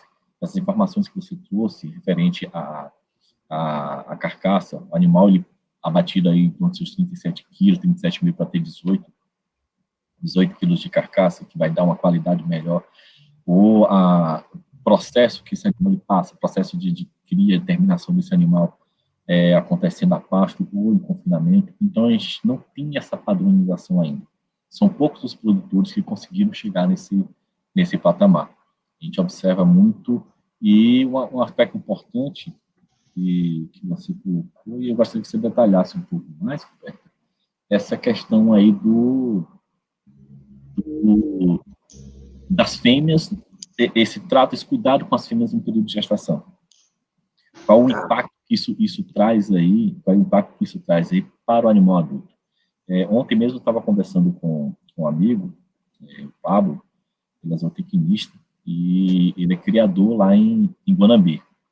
O Pablo está investindo na criação de ovinos, está trabalhando agora, começou com animal para abate, agora ele está investindo na parte genética. Ele mandou até umas fotos dos animais espetaculares que ele tem lá. E aí ele trouxe esse aspecto, Carlindo, eu comecei a investir melhor nas minhas fêmeas, e eu tenho observado o resultado disso aí nos meus borregos. Questão de índice de mortalidade, redução de índice de mortalidade, essa questão do resultado em termos de ganho de peso. Eu gostaria que você trouxesse um pouco mais de que forma hoje um pequeno produtor, ele conseguiria trabalhar essa tecnologia em sua propriedade. Conversando com o Pablo, trouxe aspectos relacionados à coisa de conta, mas de forma mais simplificada, de estratégias mais simples, porém com resultados eficazes. Como é que ele poderia trabalhar isso na propriedade dele? É o seguinte, fisiologicamente, tanto ovino como caprino, eles têm 5 meses de gestação, né? A gente dividindo esses 5 meses em 3, o primeiro terço de gestação tem a formação da placenta e de tecidos musculares. Então, se a fêmea tem uma restrição alimentar nesse primeiro terço, isso não se recupera mais, entendeu? Por exemplo, ela tem a questão eles têm a questão, já no segundo terço, já vem para a questão de adipócitos. Então, se você tem uma restrição nessa parte da gestação, seus animais vão ter um impacto no ganho de peso e imunidade também muito grande depois. como que prático, Roberta, como que prático, para o produtor, como que o produtor ele pode traçar um plano para evitar isso? É guardar alimento, entendeu? Fazer com que as matrizes dele, desde o início da gestação, se alimentem bem, entendeu? No terço final, o produtor sabe que nos últimos dias, é quando o ovino e o caprino, eles crescem 70%. Então, existe aí todo mundo diz assim, o período mais crítico é o terço final, tanto para bovino quanto para ovino, mas não é. No início, a gente também precisa de alimento para nossas matrizes. Então, cabe ao produtor ele se preparar. Que o produtor fala, no início tá começando a se desenvolver o embrião, botar em qualquer pasto. E não é assim, elas precisam dessa atenção, entendeu? Desde o início. É um concentradozinho, atender as exigências nutricionais adequadas para a fase dela. Aí um técnico iria ajudar o produtor, né? A formular uma dieta, a dizer a quantidade que ela precisa, entendeu? Carlindo. É mais ou menos isso. É fazer com que a fêmea ela não passe por restrição nutricional em nenhuma parte da gestação, porque vai interferir diretamente na qualidade do produto, na qualidade dos cordeiros e dos cabritos, inclusive até no sistema imunológico. Roberto, considerando a nossa condição de estacionalidade de produção, e que muitas das vezes o produtor ele não consegue reservar alimento a contento para atender o seu rebanho, uma alternativa de se trabalhar a estação de monta poderia contribuir nesse sentido também? Total, né? Total. É uma das primeiras coisas que a gente fala para o produtor. Quando que é a sua oferta de alimento maior? Então, vamos começar a estação de monta antes, para que esses animais venham a parir em condições adequadas de alimentação, que tem alimento. A cabra A gente diz que a cabra é muito esperta para isso. A cabra, ela emprenha, né? Mas se tiver uma seca, ela aborta. Então, ela sabe que não vai ter comida. Estou dizendo que tipo assim, ela vai dizer abortei. Não, mas ela tem um sistema fisiológico adaptativo que qualquer estresse nesse sentido, ela perde a cria. Primeiro ela, depois a cria. Entendeu? Então, o produtor precisa se organizar em relação a isso. Precisa ter um calendáriozinho adequado. Olha, eu sei que nossas condições de produção do Nordeste não são fáceis, porque a gente não tem uma estação pré-definida e as chuvas são muito irregulares. Por exemplo, vai chover em uma semana, eu quero para chover em um mês. Então, a gente tem muitos desafios no Nordeste, mas a gente consegue produzir. Nós temos uma caatinga muito rica. Existe a nossa palma aí, forrageira também, que é a rainha aí para a gente, tá? E existem esses coprodutos também que devem ser utilizados cada vez mais. Eu acho uma grande alternativa para o pequeno produtor a utilização desses coprodutos. Quando eu estou a campo, eu observo que, pelo menos em Sergipe, que existe uma carência muito grande de informação. O produtor utiliza muito milho, muita soja. Não precisa disso tudo. A gente pode reduzir. Quem não tem assistência técnica, né? Mas quem está com zootecnista, veterinário, agrônomo, dando uma assistência, até consegue um direcionamento. Mas quem não tem, fica totalmente perdido. Você vê produtor utilizando 3 vezes mais de soja do que precisa. Entendeu? Então, isso daí é dinheiro jogado fora. A gente falou da questão do coproduto, da questão da caatinga, bem legal a forma com que as nossas temáticas elas estão seguindo a sequência e uma está super relacionada com a outra. A gente vai ter aqui no nosso próximo ciclo de palestras, agora em dezembro, vai ter o professor Gleidson, que é aqui da UFBA, e ele tem desenvolvido muitos trabalhos nesse sentido com coprodutos na alimentação de pequenos ruminantes. Ele vai trazer algumas informações importantíssimas para a gente nesse sentido. E a gente vai ter também aqui a pesquisadora Salete Vieira, lá da Embrapa Semiárido, que vai falar do manejo da caatinga. Dentro dessa perspectiva do planejamento, eu vou trazer alguns pontos, alguns aspectos aqui relacionados a esse planejamento, de forma simples, como o produtor ele pode fazer isso dentro da sua propriedade. Mas aí, quanto à caatinga em si, eu tenho uma pergunta para você, que acho que é um nicho de mercado muito interessante que a gente tem, e você, inclusive, comentou anteriormente um pouco, mas o uso dessas essências da caatinga, o quanto a influência dessa dieta do animal quando ele come determinada, digamos assim, planta na caatinga, pode trazer características, sabores para a carne bovina e caprina. E, assim, você teria exemplos que poderia dar para a gente de nichos que utilizam-se disso? Na semana passada, a gente teve aqui o professor Daniel, lá da Univasf, falando sobre queijos, e ele trouxe um elemento que a gente utiliza, é uma palavra que a gente utiliza aí para vinhos, né, que é a questão do terroir. Ele fala muito dessa questão do terroir, dependendo da dieta, dependendo da região onde esse animal está, essas características são transmitidas para o leite e seus derivados. No caso da carne, a gente pode fazer também essa associação, e se você tem algum exemplo nesse sentido para a gente? É o seguinte, professor, esse tema ainda é bastante novo, mas já tem gente estudando, entendeu? Nós temos, as plantas da caatinga têm um grande potencial nessa questão de compostos secundários, tá? O pessoal da farmácia já tem estudado isso há mais tempo. Por exemplo, se você pega um livro de cultura popular da caatinga, você vai ver assim, jurema, é para isso, tinha dor de cabeça, eu utilizava tal planta. E isso abriu os olhos dos pesquisadores para entender que ali tem alguma coisa, entendeu? Quais são os compostos secundários que aquelas plantas da caatinga têm? Os animais que consomem aquilo têm características dos seus produtos leite e carne diferentes? É isso que a gente está tentando estudar, entendeu? Então, a gente já sabe que algumas plantas da caatinga conseguem diminuir a produção de metano dos animais que consomem. Então, isso é interessantíssimo, ainda mais nesse momento que a gente está aí vivendo, né, da questão ambiental. Então, você imagine que o pastejo da caatinga, ele é mais sustentável. Então, isso ainda está sendo estudado, mas nós temos plantas que têm compostos secundários que podem agir nessa parte de diminuição de metano e ainda de modificar o perfil de ácidos graxos da carne, de trazer um perfil mais saudável. Então, a gente tem animais. Isso aí é um nicho, porque olha, quando a gente passa para a Europa ela não está preocupada com quantidade, ela está preocupada com qualidade. Veja quantos selos de origem tem a Europa. Então, você acha que nossa caatinga não tem esse potencial? Tem de sobra, entendeu? Cabe a gente estudar, valorizar o nosso produto. É diferenciado, é bom, entendeu? Então, a gente está estudando.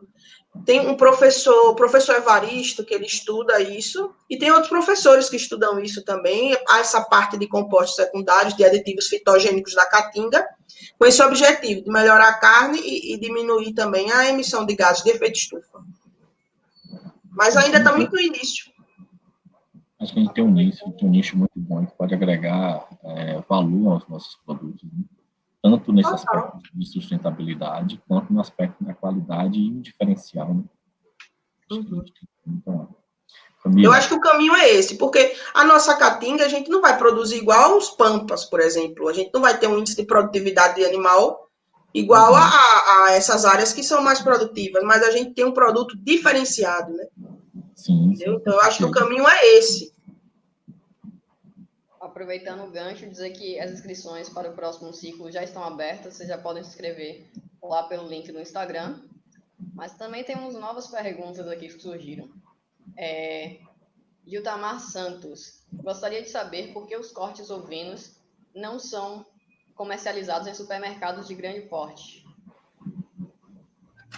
Eu acredito, não tenho certeza, porque eu nunca li nada sobre isso, mas eu acredito que é a oferta, entendeu? Como eu já falei, esses mercados, eles querem que tenha uma oferta constante e padronizada, né? Felizmente, a nossa cadeia tem esse grande entrave, entendeu? Um supermercado, eu vou dar um exemplo prático. Eu sou de Aracaju, eu fiz graduação lá, e eu lembro que a gente estava num rodízio, e eu pedi cordeiro, né? Rapaz, quando o rapaz botou o espeto na minha mesa, o cheiro era muito ruim. Eu disse, meu Deus do céu, isso não é cordeiro. Aí ele me disse, aí eu chamei o gerente para conversar, não para reclamar, mas para falar, né? Para alertar ele. Disse, olha, você não está comprando cordeiro, você está comprando animal velho de descarte mesmo, que o gosto não é bom. O cheiro parecia o curral. Aí ele me disse, me diga onde tem não sei quantos quilos que eu vou buscar, que eu tenho câmara frigorífica aqui para isso. Mas eu não acho oferta. Entendeu? Então, eu acho que o grande problema é esse. O Giltamar, ele continua aqui com um comentário. Acredito que as associações reivindicarem políticas públicas para a construção de frigoríficos de abate de ovinos e caprinos, terão um valor agregado melhor. Sem dúvida, porque é muito caro abater. Hoje, bom, eu falo da região que eu conheço, a gente tem prestadores de serviço, né? Eles não compram as carnes dos frigoríficos, eles cobram para abater. Isso encarece muito o custo de produção do produtor. Então, isso também é uma coisa a se fazer. Está surgindo aí um abatedouro móvel, né? Que eu acabei vendo alguma coisa, mas não profundamente. Isso pode ser uma alternativa também. Tem outra pergunta aqui da Daniela Costa. Você poderia falar um pouco sobre o bem-estar e como ele impacta na produção? Então, o bem-estar, quando eu vou a campo, eu digo muito isso para os produtores que eu assisto. O bem-estar é o que coroa tudo. Não adianta você ter carneiro caro, ou cabrito, ou vaca cara. Não adianta você ter a melhor ração, não adianta você ter as melhores, enfim, os melhores funcionários mais caros, se seu animal é maltratado. Se seu animal não tem um conforto ambiental interessante.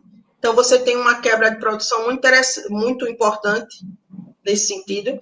A gente nota que propriedades muito produtivas, principalmente de leite, têm investido muito em bem-estar, tá? Para vocês terem ideia, na produção de leite, um animal que está em desconforto térmico tem uma quebra de mais de 15% da produção de leite. Então, para você ver, às vezes, quando eu ia a campo, eu dizia isso, os produtores diziam, agora eu vou plantar árvore que só. Pode plantar, porque quando você coloca na ponta do lápis, você tem um animal que produz 10 quilos por dia, é 1,5 kg por dia, né?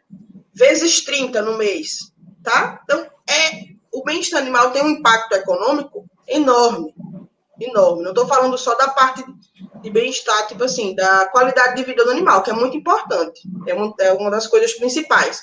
Trate bem seu animal. E segundo, olha o lado econômico. Na parte de carcaça, a gente tem, para quem já passou por essas disciplinas, a gente tem um animal que sofre estresse antes do abate ou durante o abate. Ele produz carnes, DFD ou PSE, né? Que são carnes que elas não são, não tem qualidade para consumo. Então, o estresse é uma coisa assim que o produtor tem que estar sempre de olho. Tá? Daniela, vou te dar uma dica de ouro, Daniela. De ouro mesmo, viu? Preste atenção na dica que eu vou te dar. Vá lá no YouTube, canal do Zootecnia Online, que tem lá a palestra da professora Manuela falando sobre bem-estar para ovinos e caprinos. Então, lá está bem recheado de informações nesse sentido. Viu? Tudo que a professora falou aí, você vai encontrar todas as informações lá nos mínimos detalhes. Dica de ouro para você, viu, Daniela? Aproveita. É verdade. Agora chegou uma pergunta aqui pelo nosso WhatsApp, Silvia. Se tem algum manejo alimentar para amenizar as características organolépticas que mais desagradam o público? Então, geralmente o que desagrada ao público tem a ver com a idade, mais com a idade, sabe? Mas é porque também tem o seguinte, o pessoal, eles querem comer carne ovina com gosto de bovina, e não é assim. Carne ovina tem gosto de ovino, carne caprina tem gosto de caprino. Não adianta, não vai ter gosto de boi. O leite é a mesma coisa, é para quem aprecia mesmo. Só que sim, por falta de higiene, às vezes por o animal ser tardio, aí você tem um gosto que é desagradável. Mas em termos de alimentação assim, a gente tem algumas coisas tecnológicas que fazem com que a carne fique mais vermelha, que tenha uma vida de prateleira maior, como a utilização de vitamina E na dieta, tá? A gente consegue fazer com que a carne fique mais bonita. Mas em relação a esse gosto, assim, isso aí é porque tem gosto de ovino mesmo e de caprino, né? Quem aprecia, procura isso. É a característica que a gente está buscando, né? Sim. Mas eu entendi a pergunta dela também. É igual aquela questão lá do leite que o professor Daniel falou na semana passada, essa questão da característica do sabor passar para o leite. Então, um manejo bem feito, como você colocou o animal abatido na idade, no peso certo, então tudo isso aí já... Eu tenho um exemplo semelhante que você falou de comer de uma carne, e na hora que coloca a carne na boca, o negócio parece que inchou. Aquele sabor forte. E aí, infelizmente, tem que mudar, né? De pedir outra coisa para comer, porque não desce. Não desce. Acontece. É igual queijo, né? Queijo tem muito isso também. Uhum. Mas quando você consome uma carne de um animal que foi bem criado, que abatido no peso e idade correta, então é uma outra. Você sente aquela característica específica do ovino, do caprino, mas não que distingue isso de uma carne bovina, mas não de forma a repelir você de consumir aquele produto. Uhum. Sim, sem dúvida. Queria trazer uma experiência pessoal aqui, que aqui na minha casa, só quem gosta de carne ovina sou eu e meu avô. Todo mundo aqui em casa acha que é horrível, que o gosto é forte, mas aí você para comprar uma carne realmente de boa qualidade, foi quando, por exemplo, ele fez uma compra no mercado e comprou um corte ovino, fez, e aí, nossa, que coisa maravilhosa, não sei o que lá. Porque o que a gente está acostumado é realmente essa tradição do abate clandestino, de um animal que não tem boa qualidade, um animal mais velho, realmente um refúgio, né? Então, até algumas pessoas que dizem que não gostam, talvez não gostem justamente pela qualidade ser ruim, você comer um produto de baixa qualidade. Uhum. É verdade, sem dúvida. Fazer um comentário aqui também sobre o uso de coprodutos, que aqui na universidade a gente tem trabalhado bastante com coprodutos, e queria puxar o assunto para a terminação. Como inserir, ou quais seriam as vantagens de você estar inserindo coprodutos e fazer a terminação desses animais confinados? Custo, basicamente custo. O que a gente busca na utilização dos coprodutos é diminuir custo, né? A gente tem o custo do milho e da soja está impraticável atualmente. Praticável. Então, se você vai para um grande confinamento do Centro-Oeste, já é uma realidade. Eles usam muito caroço de algodão, entendeu? Eles usam a fibra de algodão. Então, a própria glicerina, meu trabalho de doutorado, minha tese de doutorado foi utilizando glicerina bruta em substituição ao milho e farelo de amendoim em substituição à soja. Nós conseguimos resultados ótimos. É que para aqui, para o Nordeste, é mais difícil, mas, por exemplo, a glicerina, quando você vai para os Estados Unidos, eles já utilizam a glicerina e com grandes confinamentos, entendeu? Tem um problema de logística, mas quem está de olho em custo, está de olho nesses coprodutos que são mais baratos, porque o milho e a soja não está dando, não. A gente tem várias possibilidades, né? Teve alguém que falou aí de Itaberaba, processão de Itaberaba. Itaberaba, ali, ele é um polo, uma referência como produtor de abacaxi. Então, pensar nesses coprodutos, não só a questão aí de ele como concentrado, mas ele também como volumoso, você trabalhar aí com esse resíduo da indústria do abacaxi, da cultura do abacaxi, trabalhar com as brácteas de abacaxi para alimentação desses animais, ou lá no processamento para produção de polpa, do suco desse abacaxi. Então, isso aí é um ganho tremendo. Outros exemplos que a gente tem aqui, que você colocou, o licuri. Pegar aqui, a gente tem uma região litorânea aqui, que o nome já é bem emblemático, que é a Costa do Dendê. Então, a utilização aí do farelo de dendê, inclusive tem alguns trabalhos aqui desenvolvidos aqui pelo grupo de pesquisa, coordenado pelo professor Gleidson.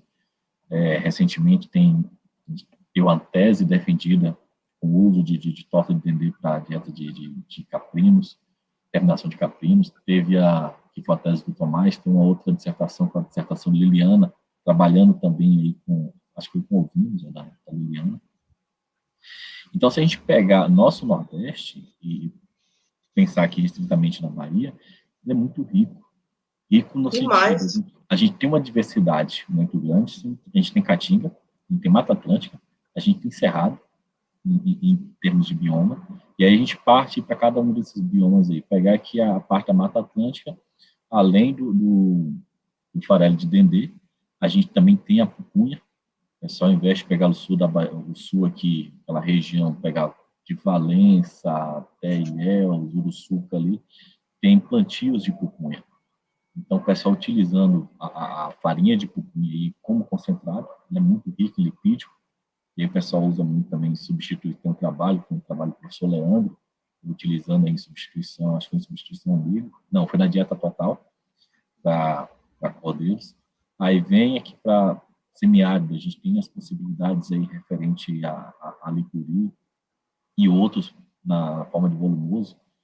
Pegar exemplo do sisal, no território do sisal aqui, a gente tem um material do sisal que pode ser utilizado, o pessoal tem utilizado aí para alimentar seus rebanhos. Então, é uma riqueza muito grande, e aí a percepção dessa riqueza e o fazer o uso racional disso aí. Mas, infelizmente, a gente ainda tem a questão cultural, né? A gente parte pela questão cultural. Muitas das vezes, no imaginário, o que realmente funciona é o milho e a soja. E, às vezes, compra o milho e a soja muito caro e não paga, não consegue pagar, não consegue fechar a conta. Não consegue fechar a conta. E aí, a questão do planejamento. Acompanhando há um tempo atrás algumas situações, o produtor pega lá aquele período de chuva, não conseguiu se organizar, planejar, fazer seu feno, fazer sua silagem, ou um diferimento do pasto, manejar a caatinga para poder passar esse período de entre safra de estacionalidade, e aí vai fazer o quê? Vai comprar milho e soja para botar no peito para o animal consumir. Então, com um custo altíssimo. E não fecha a conta. Aí vem a questão de estimular o período que o animal passou um período lá das águas ganhando peso, chega lá na frente, perde peso, lá na frente você vai ter um animal tardio para ir para o mercado. Então, dentro do sistema de produção, assim, eu tenho uma percepção dentro da opinocultura, a gente precisa investir, apesar de, acho que a gente teve avanços nos últimos anos, mas tem que investir muito, muito mais em assistência técnica para levar essas tecnologias que já foram desenvolvidas, que já está aí à disposição Sem dúvida. do produtor. O sertanejo é, antes de tudo, um forte, né, professor? Sim. Então, ele está, eu sei que eu já andei em Caatinga da Bahia e Sergipe, e eles estão abertos. Quem quer trabalhar, ele acorda cedo para trabalhar e ele está disposto, entendeu? Então, eu não admito quando falam mal do que nordestino não produz, porque é preguiçoso. De jeito nenhum. Trabalha muito, mas tem orientação também. Infelizmente, é esse abismo que ainda existe para essas tecnologias chegarem até eles. A questão da palma forrageira. Tanto tempo para a palma chegar, o povo diz que a palma é uma alternativa para a seca.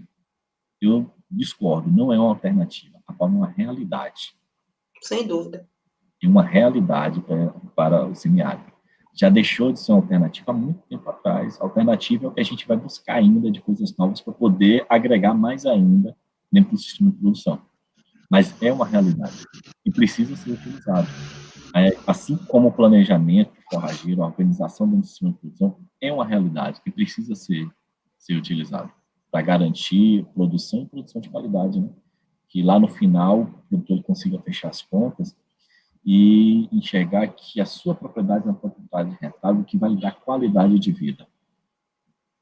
E que não aconteça o que vem acontecendo, que já aconteceu muito, de ele largar a sua propriedade e tentar buscar uma condição melhor de vida nos centros urbanos, que infelizmente são pouquíssimos que realmente conseguem. Então, é enxergar, trazer para si mesmo e a gente conseguir, o poder público, as instituições, diminuir esse abismo que existe das tecnologias que estão sendo geradas e chegar realmente a quem precisa, a quem necessita. Né? É isso mesmo. As próprias técnicas de manejo de caatinga, né, são técnicas assim, bastante simples de serem aplicadas, mas que dão bastante retorno no momento de seca mesmo, quando aperta. Essa caatinga serve como alimentação para os animais e, além de servir de alimentação, ela também vai enriquecer essa carne com os sabores, com os aromas que ela vai agregar ali. Agora a gente tem uma pergunta aqui do João Vitor. Qual é a melhor raça ou cruzamento para a carne? Então, é como eu falei durante a apresentação, João Vitor, não existe uma melhor raça, sabe? Isso vai depender. Nós que trabalhamos com o sistema biológico, essa questão de dizer o melhor não existe, porque não é exato, entendeu? Não é igual a matemática. Mas vai depender muito do clima, do seu interesse. Tipo, você quer vender animais precoces. Se você quer vender animais precoces, está no Nordeste, então você pode ter uma raça materna santinês, um pai Texas, um pai Bull Dorset, um pai Ile de France, entendeu? O próprio Dorper, que tem dado muito certo, o cruzamento entre santinês e Dorper, entendeu? Agora, se você está em sistema extensivo na Caatinga, então você vai procurar raças que são mais adaptadas, tá?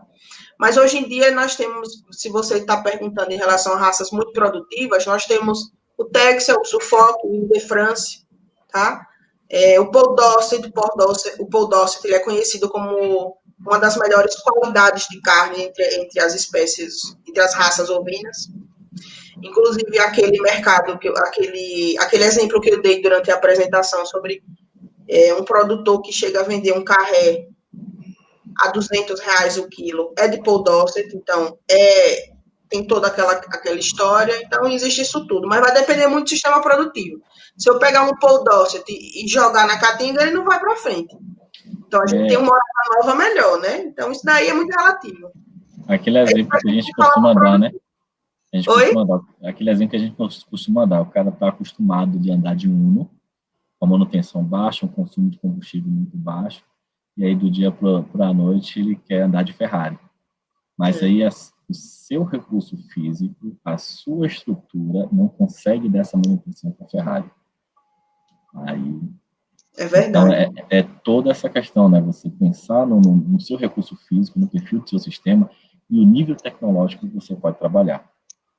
Que aí com essa questão de nível tecnológico, mas eu posso vender um quilo de carré a R$200 ou a R$200? Posso.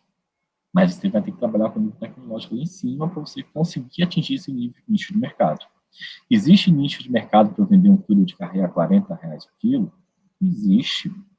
Você chega no mercado, você chega nos frigoríficos, aqui em Salvador você encontra em torno disso, R$40, R$50, R$60 o quilo. Mas isso é do frigorífico. E lá no produtor? No produtor, o cara está vendendo o animal inteiro, você vai conseguir, aí, me corrija se eu não estiver atualizado, R$15, R$18 no quilo do animal. É isso mesmo.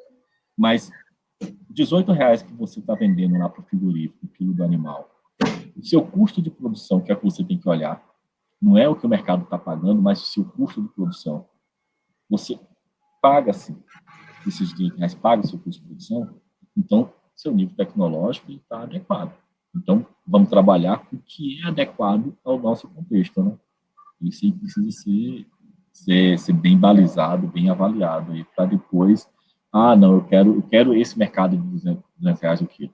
Trago essa raça para cá, coloco na Caatinga, não consigo dar a condição que ela necessita, você investiu um valor exorbitante para trazer esse animal, 1, 2, 3 meses, cadê esse animal?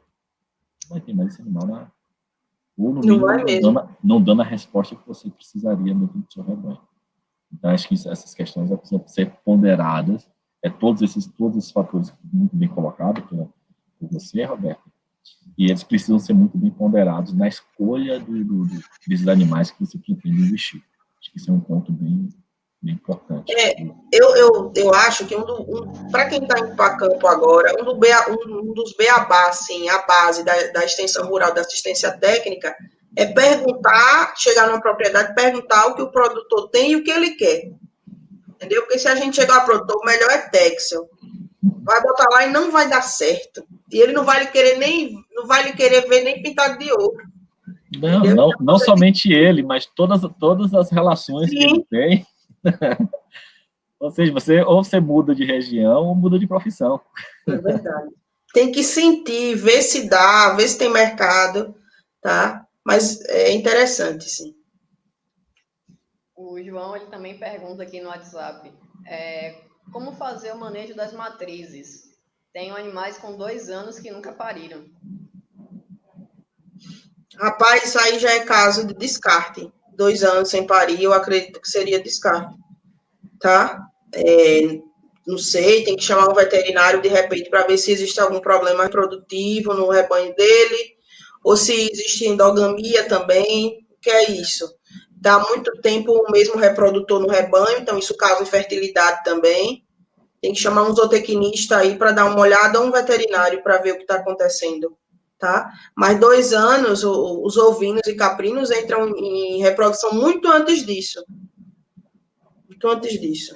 Em torno de... A gente costuma geralmente colocar com 1 ano, depende do peso, sabe? Até antes, né? 8 meses, 9 meses, depende do seu propósito também. Já vi cordeira, na verdade, borrega, emprenhando com 8 meses, né? Então, isso depende. Também perguntaram aqui no WhatsApp, porém não enviaram um nome. Onde é que ele pode achar o... É que a pergunta está extensa, está picotada. Como achar o... Porque a senhora comentou sobre o... Ele fala aqui, análise da carne, da carcaça. Basicamente está perguntando sobre os padrões para análise, como se fosse fazer aqui. No sensorial, padrão, não. Padrão da carne, análise, é do... Ai, menino. pH, essas coisas não. Ou carcaça? Não, é do animal mesmo. Você pode... Quem enviou essa mensagem aqui, pode enviar novamente, porque ficou um pouco confuso. O final é 47. Final 47, manda aí a mensagem de novo, que não consegui entender.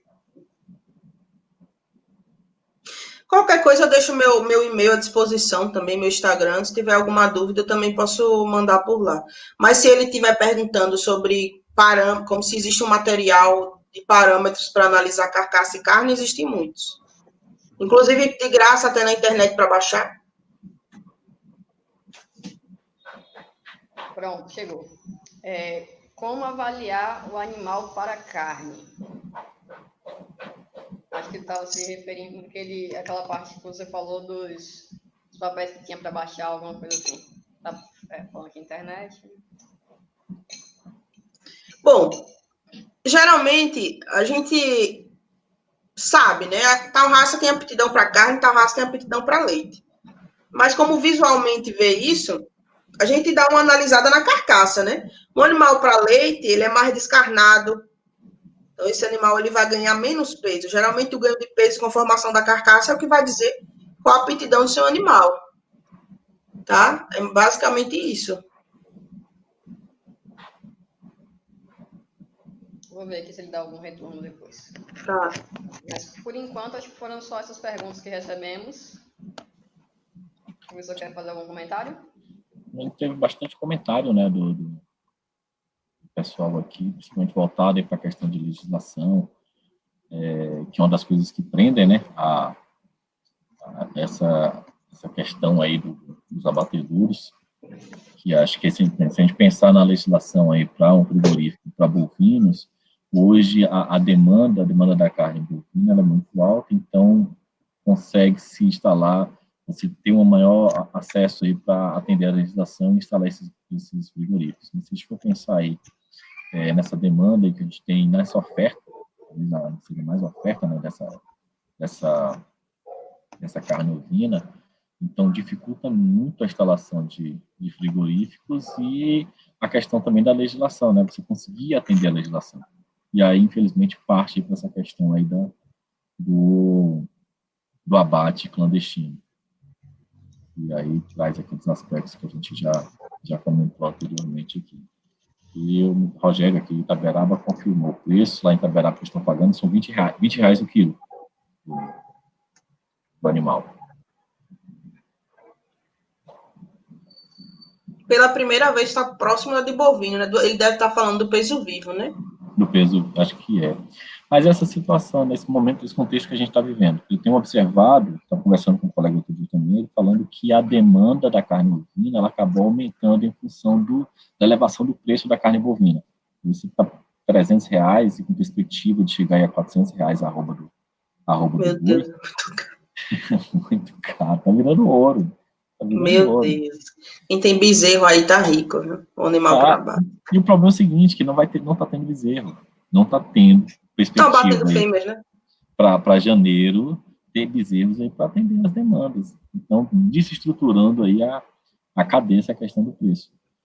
Então, de uma certa forma, houve um pequeno aumento no consumo na carne. Isso aí já está levando junto com ele também o preço. Eu lembro que eu tive em Serrinha, 1 ano e meio, mais ou menos, a gente pagou em torno de R$15 no peso do animal. Vai estar pagando a R$20, acho que a tendência é cada vez mais aumentar. Já cheguei a pagar 7, 6,5. Já Ele passei viu. por esse tempo também. Já passei por esse tempo também de pagar em torno desses valores, R$ 12 no quilo. Assim, tem essas vantagens, né? Hoje tem um melhor valor, mas até quando se sustenta, considerando que você não tem uma cadeia bem estruturada. Uhum. Porque mais para frente, se continuar dessa forma, aumentando essa questão da demanda com essa oferta baixa, daqui a pouco está batendo fêmea também. E aí você não vai ter animal para repor no mercado. E a gente já tem um rebanho incipiente, né? Porque um dos grandes entraves quando a gente debate sobre isso é o tamanho do rebanho também, tá? Então é complicado. Mas o bate-papo está ótimo. Acho que o aprendizado aqui está sendo imenso. Já aprendi várias coisas aí a respeito da carne fina, da ovinocultura. Mas pelo avançado da hora, não havendo mais pergunta, né, Camila? Deixa eu só ver se tem mais alguma pergunta para a gente responder o pessoal. Aí não havendo mais pergunta, a gente já pode finalizar. Chegou uma última pergunta aqui no chat. O Arnaldo Santos. Como avaliar a aptidão para a produção de carne? Ele querendo ajudar a gente com aquela última pergunta lá do WhatsApp. Entendi. Então, geralmente, é Leandro, né? Arnaldo. Nós temos vários parâmetros para avaliar isso aí. Um é peso ao nascer, tá? A gente já vê um animal que nasce mais pesado, ele vai ser desmamado mais pesado, ele vai morrer mais pesado. Então, isso daí já é uma das coisas que você vê. Ganho de peso diário é outra coisa. Conversão alimentar também. Um animal para carne tem uma conversão alimentar. Eu botei até aqui na apresentação, mas você consegue isso facilmente. O que é conversão alimentar? O animal, ele come, o santinês na apresentação que eu botei, ele está comendo 5,8 quilos de ração de alimento para ganhar 1 quilo. Tem animais que comem 4 para ganhar 1 quilo, entendeu? Então, isso é conversão alimentar. Peso ao abate, conformação, o animal que tem aptidão para carne, ele já tem uma conformação, é mais harmônico, entendeu? Ele tem um posterior mais avantajado, ele tem uma relação de músculo maior do que os animais para leite. Então, basicamente é isso. Mas eu fico à disposição se tiver alguma pergunta mais direcionada, tá? Qualquer coisa, eu posso passar seu e-mail para o pessoal? Pode passar sim. Caso alguém queira alguma coisa, pode pedir para a gente que a gente envia o e-mail para conversar diretamente com você. Meu e-mail é robertalimave@hotmail.com, mas se precisar, se não conseguiram anotar, pode perguntar a Camila. Pronto, tá? É bom que já fica registrado.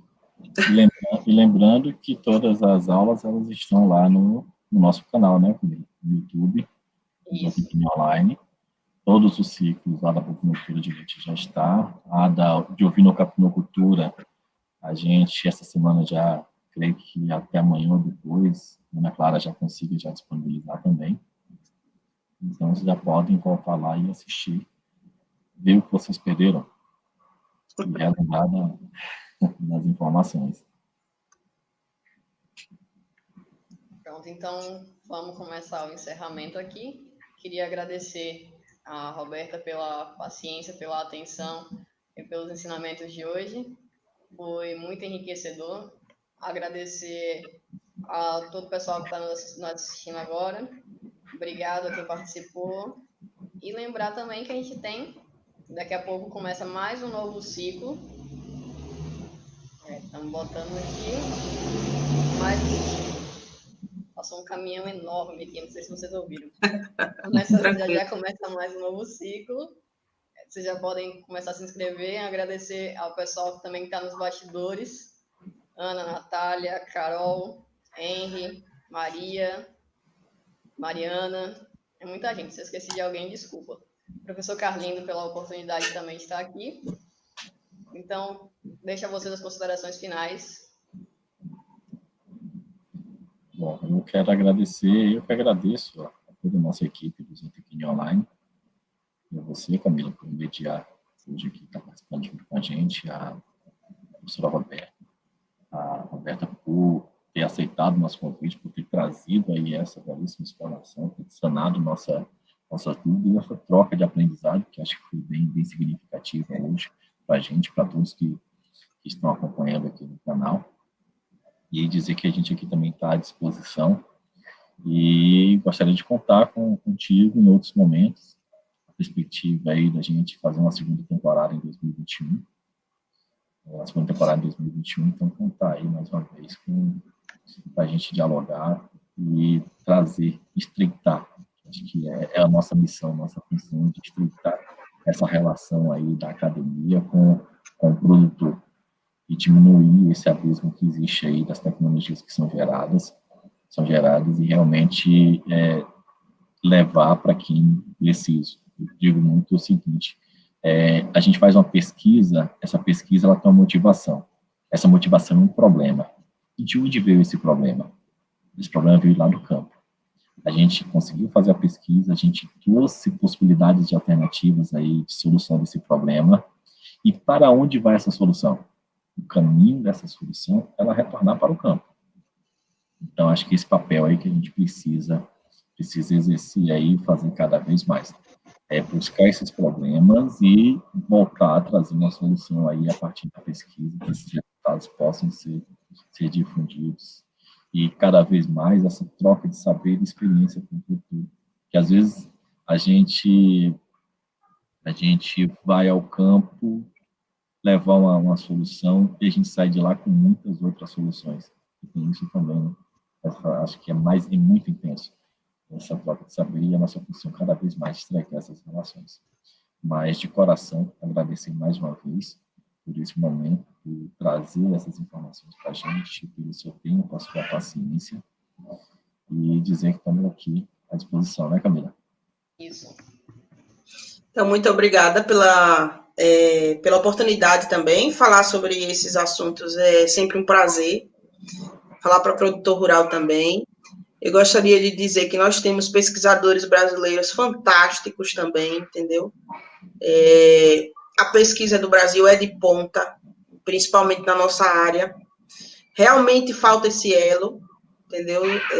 Entre a academia e o campo. E uma das coisas, um dos aspectos positivos da pandemia foi esse, né? O pessoal ir para o computador falar e chegar mais próximo. Então, uma coisa boa, ela tinha que deixar. Mas é isso. Então, eu agradeço a oportunidade e me disponibilizo para dúvidas que venham a surgir. E muito obrigada aí ao pessoal pelo apoio, a Camila e aos outros que estão nos bastidores, ao professor também, pela cordialidade, tá? E muito obrigada, então. Antes da gente pedir para a gente dar um sorriso para tirar um print agora lá para o nosso Instagram. Agora é com você. Era para ter tirado tirar com a apresentação, e a gente acabou esquecendo. Se passou. Se quiser, eu coloco. Vocês que sabem. E aí, vocês acham que precisam? Não, fica a critério aí. Tranquilo. Tá ok, então. Mais uma noite. Obrigada a participação de todos. Até semana que vem. Bom, mais uma vez, muitíssimo obrigado por vocês estarem aqui conosco no Zootecnia Online. Semana que vem nos encontramos de volta. Abraço.